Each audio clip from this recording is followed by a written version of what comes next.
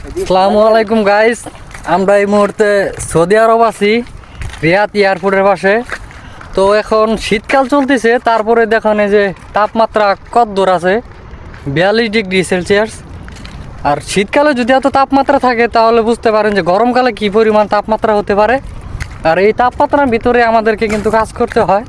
এই দেখেন, এই যে সাইডগুলো দেখা যাচ্ছে যে কোনো কিচ্ছু নাই, সব ফাঁকা।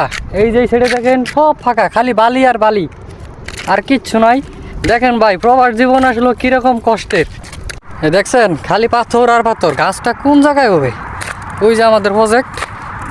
তো এই যে মরুভূমি, চতুর্দিক দিয়ে মরুভূমি, কোনো গাছ না। এই আও বন্ধুরা, আও আও বিদেশে আও।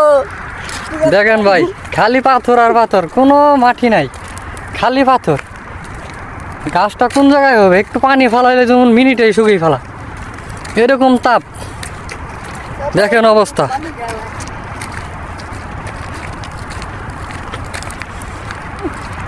দিলে গাড়ি একবার ছিলাই গেল।